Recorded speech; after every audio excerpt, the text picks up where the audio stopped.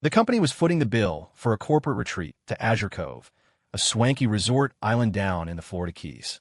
When we were getting our room assignments, Jen from HR flashed me a bright smile. "Ethan, you're our tech guru and OG at this company. We saved the deluxe oceanfront suite for you. Get some real rest." I smiled and thanked her, taking the cold plastic keycard. My insides, however, felt like they were coated in frost. Just moments before, in a quiet corner of the hotel lobby, I'd watched my wife, Chloe, the director of operations and the organizer of this whole retreat, deftly slide 2 key cards out a single sleeve and hand them to my boss, Mark Donovan. Then she'd taken a single card from Mark, a sly, calculating smile on her face that I'd never seen before. I got a clear look at the card she took. It was gold, the exclusive key to the resort's honeymoon suite. The whole company was buzzing with excitement for this grand getaway. But only I knew that this party was actually a judgment day. I had meticulously prepared for them. That night, the company's enterprise-wide Slack channel was on fire.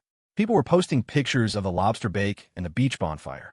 Meanwhile, in my deluxe oceanfront suite, I was assembling my DJI drone, fitting it with a long-range night vision lens. Under the guise of testing the island's nighttime network stability for a live stream of Azure Cove's stunning views, I started a live broadcast on the company's internal network, visible to nearly 10,000 employees. At first, my colleagues just joked about my work ethic. "Ethan Hayes, ever the professional. Can't even stop working on vacation. Wow, that view is insane. Thanks for the virtual tour, man."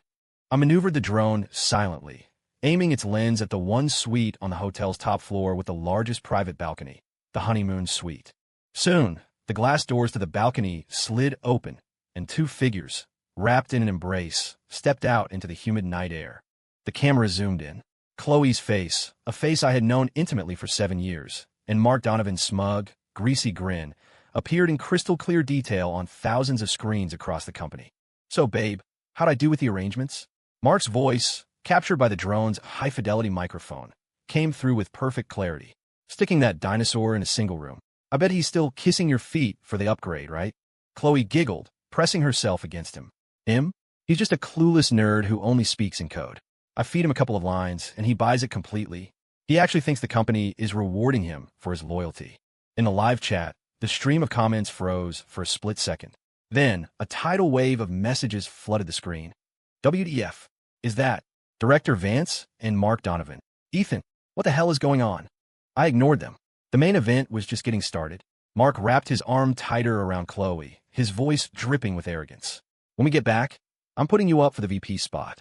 As for Ethan Hayes, a nearly 40-year-old coder who's past his prime has no more value. We'll find a reason to manage him out. Then it's just you and me, babe. We'll own this company sooner or later." Chloe's smile widened. "You're so much better, Mark. With Ethan, I felt like I was going nowhere. His pathetic salary can't even buy me a decent handbag. Look at you, you snap your fingers and make more than he does in a decade." "Naturally," Mark boasted, full of disdain. "You think I don't control the books? All those technical consulting fees and vendor service charges? Where do you think that money ends up? And idiots like Ethan are still slaving away, building my reports, verifying technical specs for me.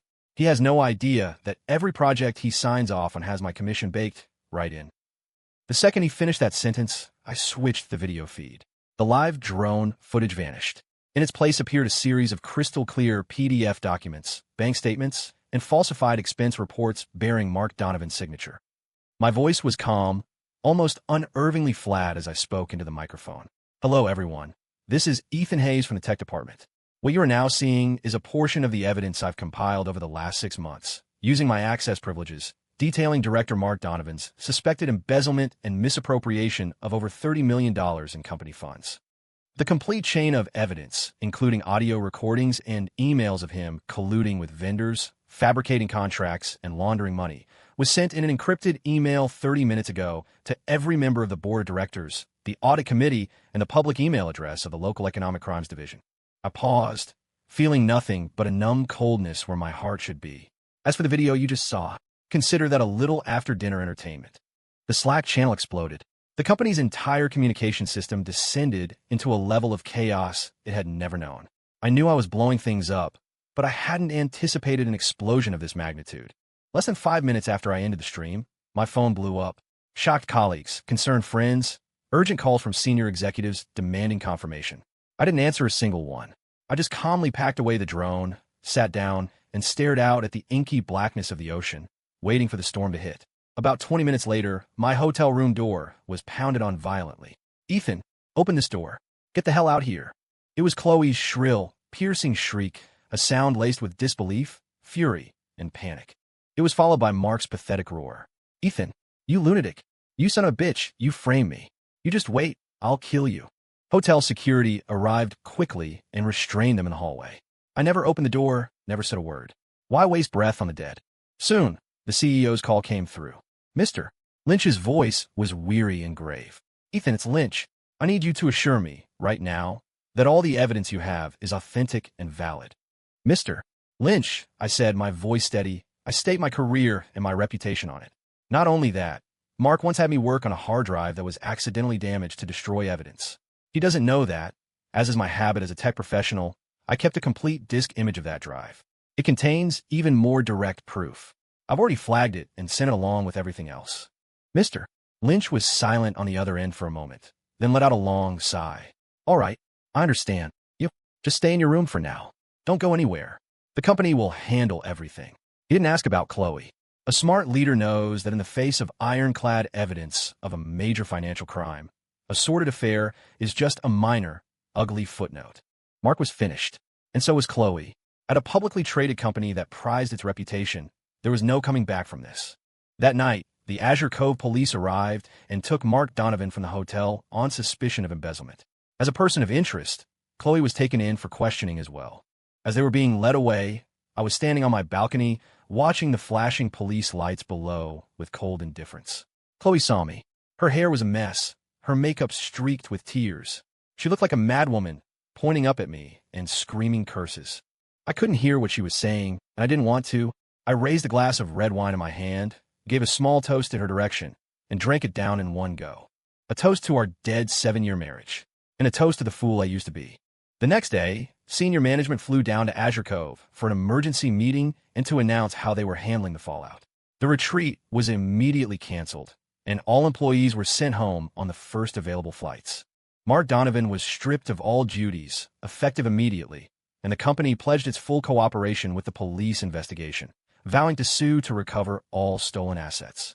Chloe was also fired on the spot for gross violation of the company's code of conduct, resulting in extreme damage to its reputation. The dust had settled, or so it seemed. On the flight back, the seat next to me was empty. My colleagues looked at me with a complicated mix of pity, awe, and a little bit of fear.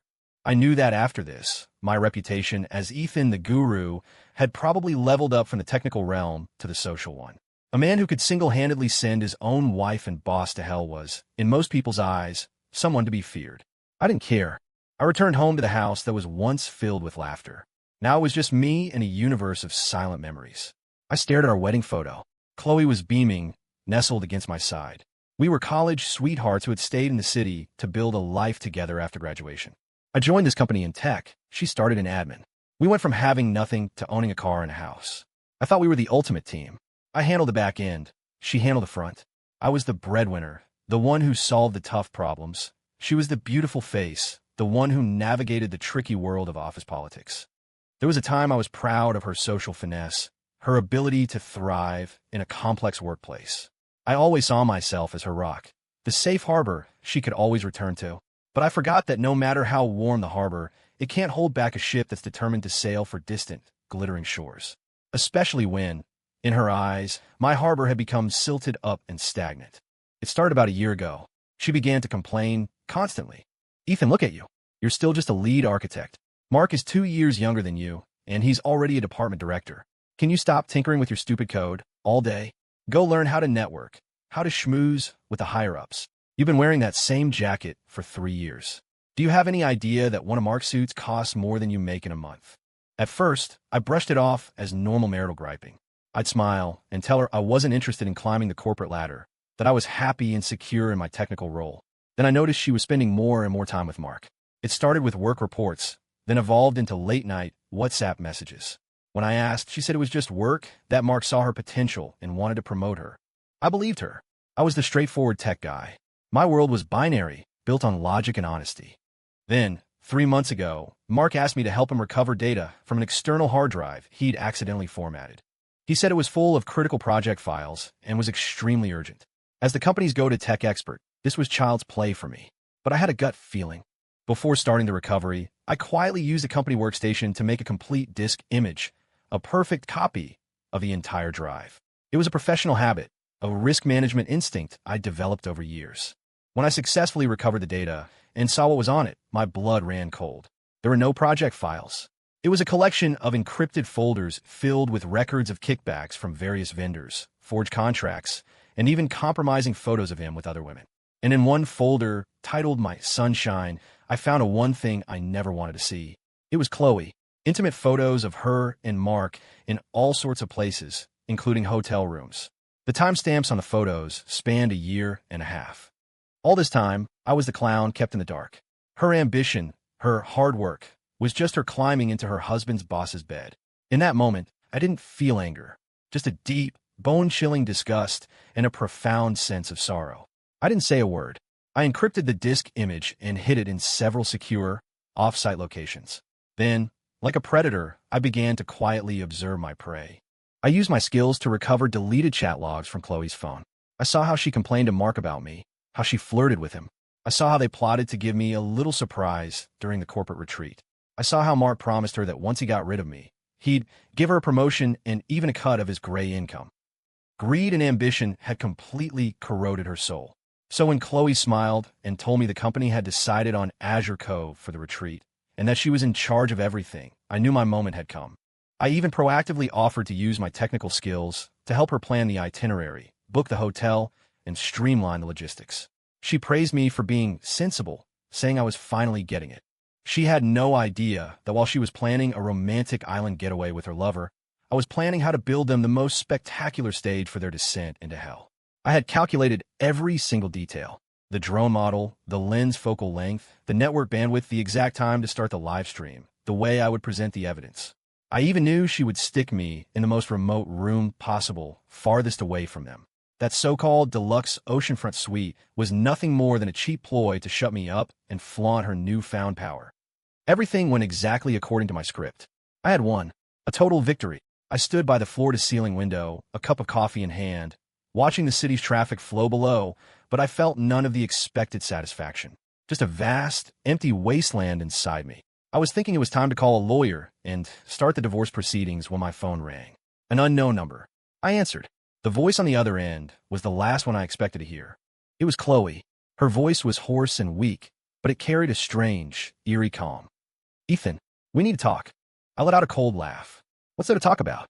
"You'll be getting a letter from my lawyer. Sign the papers, and we're done." "No," she said, a faint, chilling laugh escaping her lips. "You think you've won?" "Ethan, you're so naive. You can send me to hell, but I won't let you enjoy your time in paradise." "What are you talking about?" I frowned. "You reported Mark to the company, didn't you?" she asked. "So what if I did? What if I told everyone that your so-called whistleblowing was nothing but a failed extortion attempt from the very beginning?" My heart plummeted. "What nonsense are you spouting?" "It's not nonsense." Chloe's voice suddenly rose, thick with venom. "I'll tell the police, the company, the media. It was you, Ethan.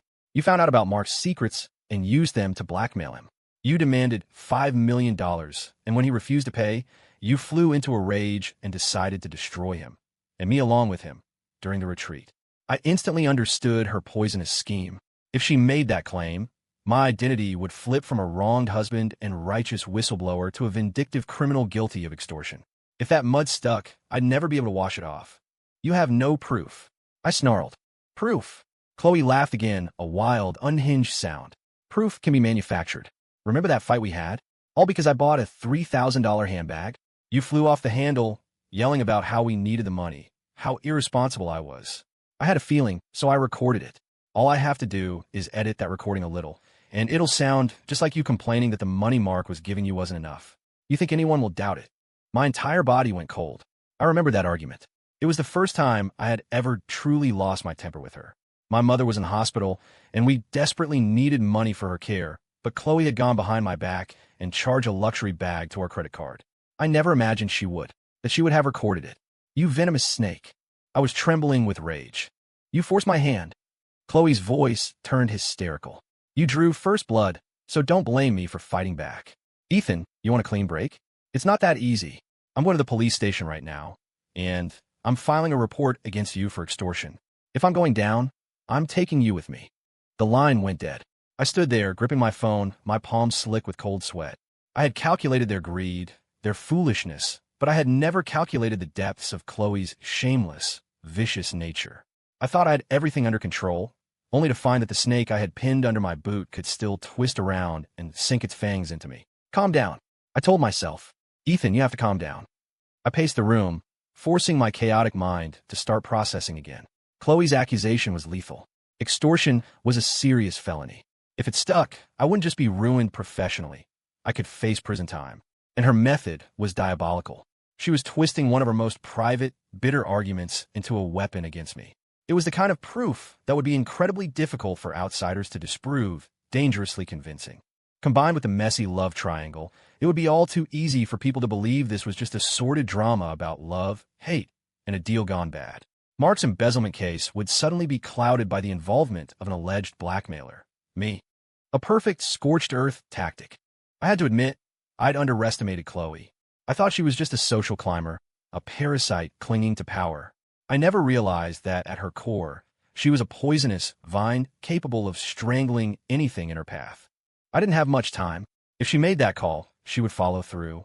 I had to find a way to counterattack before she made her move. I sat down on my computer, my fingers flying across the keyboard.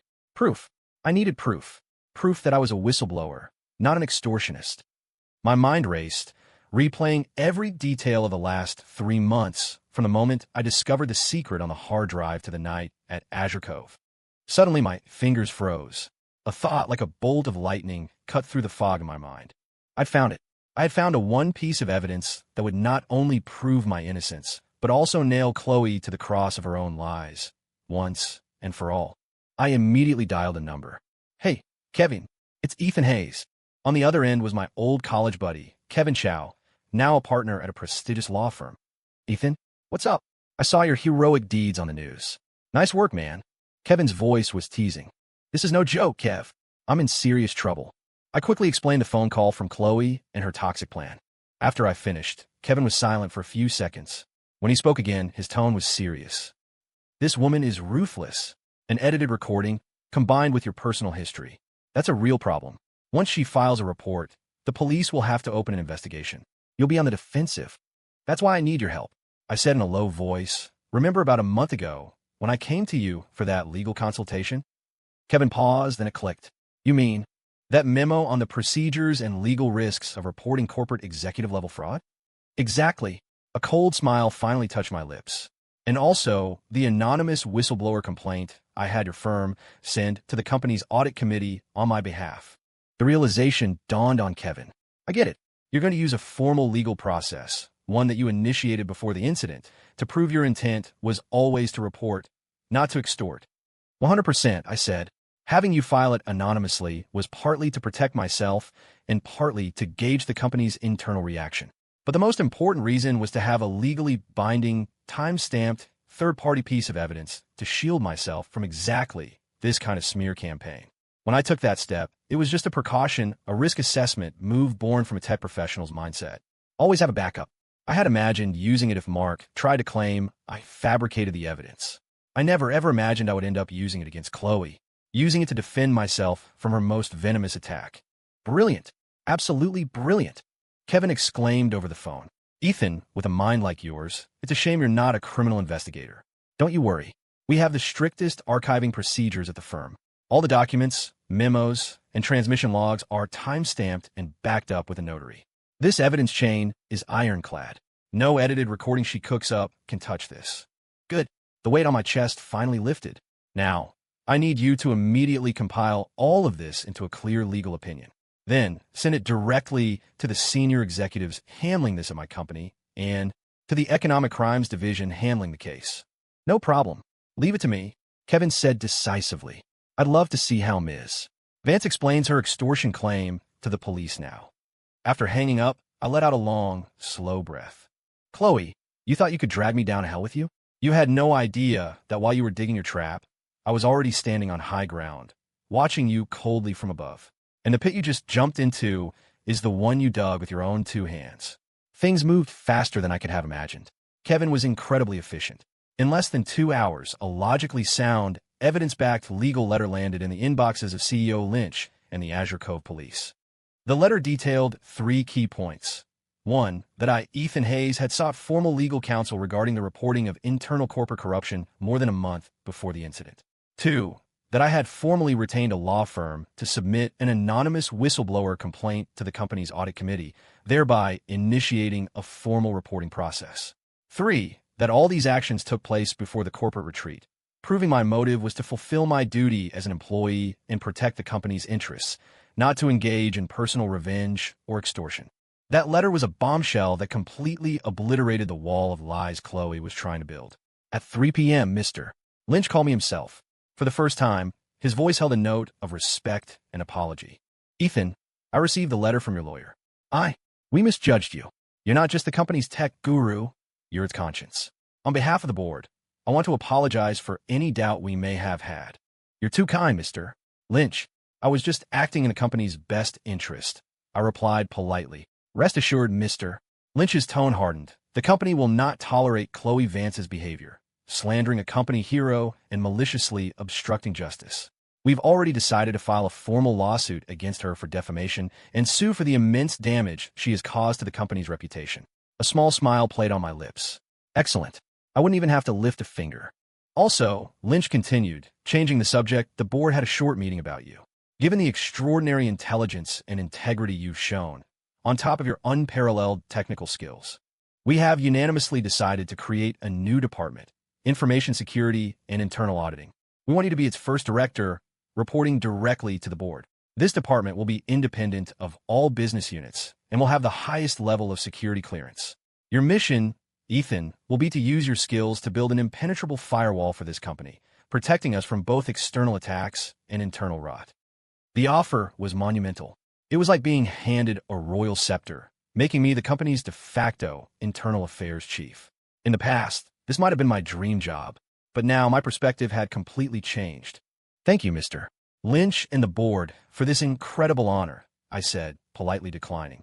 However, please allow me some time to consider it. After everything that's happened, I'm feeling pretty burned out. I'd like to take some time off first. Of course, Lynch said quickly. Take all the time you need. The position will be here for you. Whenever you're ready, you're welcome back. I hung up and looked out the window. The storm clouds seemed to have finally parted. Meanwhile, another storm was just breaking. Chloe, clutching her edited recording, had walked confidently into the police station to report me for extortion. The outcome was predictable. When the police slapped Kevin's legal letter and the mountain of irrefutable evidence on the table in front of her, she was utterly stunned. All her desperate justifications evaporated in the face of the hard facts. Not only did her complaint fail, but she was immediately charged with filing a false police report, submitting fabricated evidence, and attempted malicious prosecution. She was sentenced on the spot to 15 days in county jail. She had walked in as the accuser, hoping to ruin me, and walked out in handcuffs, a criminal herself.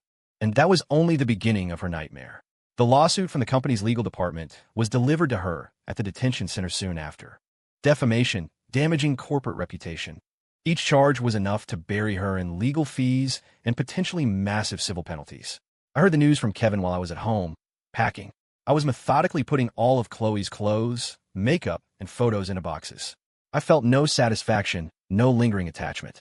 It was like cleaning out junk that had nothing to do with me. I thought that our story should have ended right there. I was prepared to walk away with nothing. She could have the condo, the car, the savings. I just wanted to be free of this woman, to never have to deal with her again. But once again, I had underestimated the depths of human greed and shamelessness. 15 days later, Chloe was released from jail. She wasn't met with my divorce papers, but with a lawyer she had hired. That afternoon, I received a call from her attorney. In a cold, robotic tone, he informed me, Mr.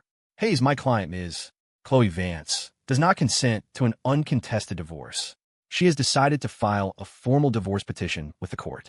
Furthermore, she is demanding an equitable distribution of your marital assets. Specifically, regarding the downtown condo in your names, based on current market value, Ms. Vance is demanding her 50% share, which amounts to $2 million. I held the phone and started to laugh. It was a laugh born of pure, unadulterated rage. She was at rock bottom, her reputation destroyed, jobless, facing multiple lawsuits, And instead of trying to clean up her own mess, she was still thinking about my condo. This was a masterclass in audacity. "You tell her," I said to the lawyer, my voice low and deliberate, "that she will not get $1. Not 1 single cent from me." "Mr.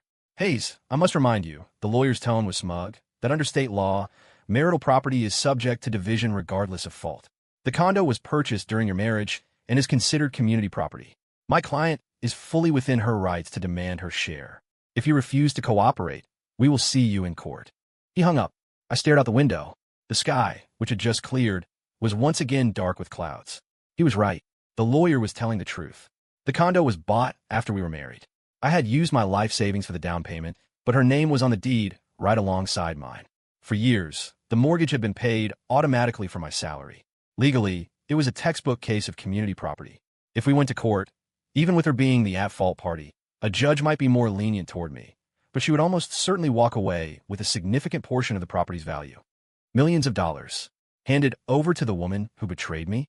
I had to use my own hard-earned money to bankroll the rest of her life. I was not going to stand for it. I would not let that happen. Just when I thought I had won, that I could finally cut ties with the past, the law delivered a vicious slap to my face. It told me that a moral victory did not guarantee a legal one. The person I hated most in the world could still, with the full backing of the law, carve a huge piece of flesh from my body. I locked myself in my home office for an entire night. My computer screen was filled with articles on divorce law, case studies on asset division. The more I read, the more my heart sank. The law protects property rights, not feelings. As long as her name was on that deed, she had a right to a share. Was I really going to watch her walk away with millions of my dollars to start her new life? Maybe even use it to support that scumbag Mark Donovan while he waited for his sentence? The thought was like a poisoned needle plunging into my heart. I will not allow it. I slammed my fist on the desk, the sound echoing in the empty room. There had to be a way. "Ethan, you're not just some nerd who only knows how to code. Your brain is your greatest weapon." I closed my eyes, forcing myself back into that state of absolute, cold logic. I re-examined every step, every detail. The condo, the down payment, the mortgage, the deed. Wait, the down payment.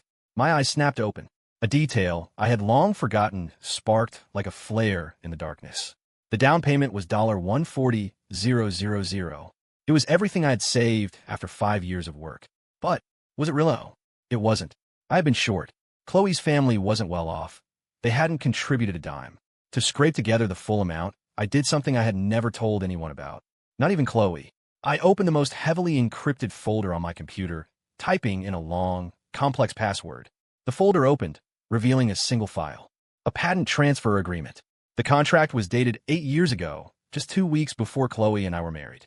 The agreement stated that I, Ethan Hayes, was transferring the rights to a personal patent I had developed in college, an algorithm for deep data compression, to a small, then unknown tech startup for the sum of $120,000.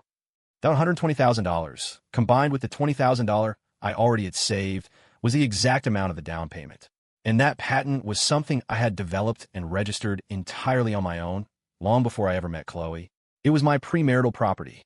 According to legal precedent, when premarital property is converted into another form of property after marriage, it often retains its character as separate property. I had converted my premarital asset, the patent, into another asset, the down payment, to purchase the condo. This condo, at its very root, was stamped with the brand of my separate premarital property. Of course, that alone wasn't enough. The mortgage was paid with marital funds, so she still had a claim to the appreciation in value. Unless I could prove that our joint contributions to the mortgage were insignificant compared to the property's massive increase in value. And furthermore, what if I could prove that the value of the money I used for the mortgage was far, far less than the value of my other contributions to this family? My breathing quickened. I had found another angle of attack. I immediately started tearing through my digital records. Emails, chat logs, online shopping orders, credit card statements, bank transfers. I pulled up every financial record from my 7-year marriage to Chloe. I needed to create a ledger so clear that any judge, any person, could see the undeniable truth. A ledger that would rip Chloe's greedy, smiling mask to shreds. I worked for 2 straight days and nights, without sleep. Caffeine and nicotine were my only companions. In the end, I had produced a document over 100 pages long, the Family Financial Contribution and Asset Origin Report. This document contained Part 1, Property Origin Evidence. I printed out the 8-year-old patent transfer agreement, the patent certificate itself, and the bank statement showing the deposit of the $120,000. I clearly mapped out how this money arrived in my account before the marriage and was transferred directly to the property developer as the down payment on the first day after our wedding. Using legal citations and flowcharts, I proved beyond a shadow of a doubt that the core purchasing power for this condo originated from my separate premarital property. Part 2. Marital mortgage contributions versus family expenditures. I created a massive Excel spreadsheet. On the left, my salary for the last 7 years, every paycheck accounted for. On the right, the monthly mortgage payment. And next to that, an even larger column, daily household expenses. Every designer dress Chloe bought, every luxury handbag, every meal at an upscale restaurant, every international vacation. I dug them all up, line by line, from credit card statements and Venmo and Zelle records. I also included the years of nonstop financial support she had provided to her own family, the monthly allowance to her parents, the down payment assistance for her brother's car and condo. I highlighted every single transfer. The result was staggering. For 7 years, my entire salary, after the mortgage was paid, was almost completely consumed by her and her family's expenses. And what about Chloe's salary? I had pulled her bank statements, too. Her checking account showed almost no major expenditures. All of her money had been saved or invested. She had used my money to fund her high-end lifestyle, satisfy her vanity, and subsidize her family, all while treating her own income as her private slush fund. In other words, I had been single-handedly supporting our entire household. The money that went toward jointly paying the mortgage was a drop in the bucket compared to what she had squandered. I was using my post-marital income to fill the black hole of her consumerism. If it weren't for her, we could have paid off the mortgage years ago, maybe even bought a second property. Part 3. Assessment of lost personal value. This was my masterstroke. I contacted several friends at top executive search firms and had them, based on my resume, technical achievements, and industry reputation over the past few years, draw up a personal market value assessment report. The report clearly stated that, given my skills, if I hadn't prioritized family stability and supported Chloe's career ambitions by turning down lucrative offers from FAANG companies and hot startups, I attached the email screenshots of those offers. My annual income would have been at least 3 to 5 times what it was. I had sacrificed immense personal and financial growth for this family, and she had used my sacrifice as the capital for her betrayal. When I assembled these 3 parts into this ironclad dossier, I stared at the screen and laughed. Laughed until tears streamed down my face. Chloe, you want to go to court? You want to take my condo? Fine, I'll give you that chance.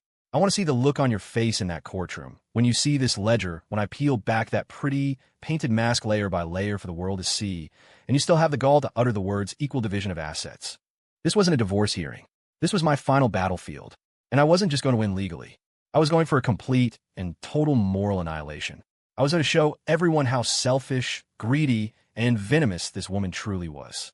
I was going to make her pay the heaviest possible price for her betrayal. The courtroom was solemn and silent. I sat at the plaintiff's table, my face a blank mask. Across from me, at the defendant's table, was Chloe. She had lost weight and looked haggard, but she was still wearing a tailored designer's suit and meticulously applied makeup, a desperate attempt to maintain a final shred of dignity. Beside her sat her smug-looking lawyer. The proceedings began. As expected, her lawyer went on the offensive, hammering the point that the condo was purchased during the marriage and demanding an equal split. Chloe, for her part, occasionally dabbed at her eyes with a handkerchief, playing the role of a wronged woman telling the judge and jury about her years of contribution to the family. I watched her performance with cold detachment, saying nothing.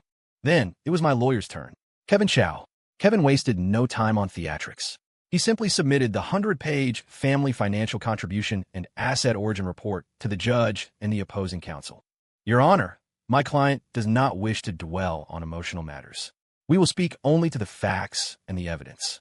The moment that thick binder was placed in front of Chloe and her lawyer, I saw the color drain from their faces. Her lawyer tried to bluster his way through a rebuttal, but as he flipped through the pages, seeing the patent contract, the clear financial trail, the endless, damning list of her expenditures, beads of sweat began to form on his forehead. The pace of his page-turning slowed to a crawl. As for Chloe, she maintained her composure at first. But when she saw the bank records detailing her years of funneling my money to her family, her hands began to shake. When she saw the copies of the multi-million-dollar job offers I had turned down for the sake of our family, the last bit of color vanished from her face. She stared at me in disbelief. her eyes wide with shock and terror. She had probably never imagined that the quiet, nerdy, unassuming man she'd married had kept a 7-year ledger so precise, so detailed, and so utterly lethal. Kevin's voice echoed clearly through the courtroom. Your Honor, the evidence is unequivocal. First, the down payment for the property in question originated entirely from my client's separate premarital assets. The purchase was, in essence, a conversion of a premarital assets form. Second, during the marriage, the defendant, Ms. Vance, not only failed to contribute to the family savings, but actively and excessively depleted my client's income through personal consumption and substantial subsidies to her own family. Her personal spending and family support far exceed the total value of the mortgage payments. Her actions did not build community property. They severely damaged its accumulation. Third, and most importantly, my client sacrificed enormous personal career opportunities to maintain the stability of the family. This sacrifice is, in itself, a massive contribution that cannot be quantified in dollars alone. The defendant took this sacrifice for granted while engaging in an extramarital affair, a gross violation of the marital contract that has caused my client immense emotional distress. Therefore, we petition the court to rule that the condo be recognized as the sole and separate property of the plaintiff, Ethan Hayes. The defendant, Chloe Vance, has no right to its division. Furthermore, we reserve the right to file a separate lawsuit against Ms. Vance for the malicious transfer and dissipation of community property during the marriage, and to demand full restitution. Every word from Kevin was like a hammer blow, striking Chloe right in the heart. No, that's not true. Chloe finally broke, her voice a shrill scream. You're lying. Ethan, you're slandering me. We were married. Your money was my money. What's wrong with a wife spending her husband's money? The judge banged the gavel. The defendant will control herself. Order in the court. Chloe's lawyer, his face pale, tugged at her sleeve, trying to silence her. He knew it was over. In the face of such an ironclad chain of evidence, any argument was futile. Chloe's outburst only confirmed her guilt. The final judgment was no surprise. The court accepted the vast majority of our evidence and arguments. It ruled that since the primary contribution to the property came from my premarital assets, and given Chloe's gross misconduct and dissipation of marital funds, the condo was awarded to me as my sole and separate property. All I had to do was pay her half of the principal paid on the mortgage during the marriage, plus a small portion of its appreciation. It came out to less than $40,000. For $40,000, I had bought my way out of 7 years of hell and saved my multi-million-dollar condo. It was a complete, crushing, knockout victory. When the judge read the verdict, I saw Chloe collapse in her chair, her face ashen. She had lost. She had lost everything completely and utterly. She had no job, was drowning in lawsuits, and now her last hope, the property that was meant to secure her future, was gone. She had schemed, betrayed, and destroyed, all for nothing. Walking out of the courthouse, the sun was bright, almost blinding. I took a deep, clean breath of air, feeling as if a massive weight had been lifted from my shoulders. Kevin clapped me on the back. Congratulations, Ethan. You fought one hell of a comeback story. I smiled. Thanks, my friend. A short distance away, Chloe emerged, looking lost and broken, her lawyer at her side. She saw me. Her eyes held no more hatred, no more defiance. Just a dead, hollow despair. She must have finally understood how monumentally stupid she had been. She had thrown away a man who truly cared for her, a man who had the ability to give her everything, to chase a mirage. And now the illusion had shattered, leaving her with nothing. We passed each other without a word, like two parallel lines that would never cross again. A few days later, Mark Donovan was sentenced, guilty of embezzlement on multiple counts. He got 12 years in federal prison and was ordered to forfeit all illegal gains. Chloe, for her lesser role in the conspiracy and for turning on Mark to save her own skin, she told the authorities everything she knew about him, received a sentence of 3 years of supervised probation. She avoided prison, but with a criminal record and a ruined reputation, her professional life was over. As for me, after tying up all the loose ends, I formally submitted my resignation. Mr. Lynch tried to persuade me to stay, even offering a group VP title and stock options, but I refused. That place held too many toxic memories. I needed a fresh start. I sold the condo, took the money, and partnered with my friend from the executive search firms to start our own cybersecurity company, built on the same model as the startup that had bought my patent all those years ago. My tech, their network. It was a perfect match. The startup grind was tough, but my life felt fuller and more joyful than ever before. A year later, Our company developed a cutting-edge internal threat firewall system, which landed us tens of millions in venture capital funding and a nine-figure valuation. I stood at the floor-to-ceiling window of my own office, looking out over the glittering lights of the city, my heart full. My phone buzzed. It was a text from Kevin. You see the news? Someone snapped a pic of your ex-wife. Looks like she's working as a cashier at some supermarket. I opened the photo he sent. It showed Chloe in a cheap, red work vest, her face tired and her eyes glazed over as she scanned groceries for a customer. The once glamorous, designer-clad director of operations was now living the very life she used to look down on, just to make ends meet. It was the price she was paying for her choices. A heavy price, to be paid over a very long time. I closed the photo without a flicker of emotion. To me, she was already a stranger. My life was filled with new goals, new partners, and a new horizon. One of my partners poked his head into my office, grinning. Ethan, the deal with the European client is signed. The celebration dinner is ready. We're just waiting for you. I smiled and nodded. On my way. I straightened my suit jacket and walked out with purpose. Outside, the night sky was full of stars. The sky over my life, I knew, was finally clear, and it was bigger than ever before.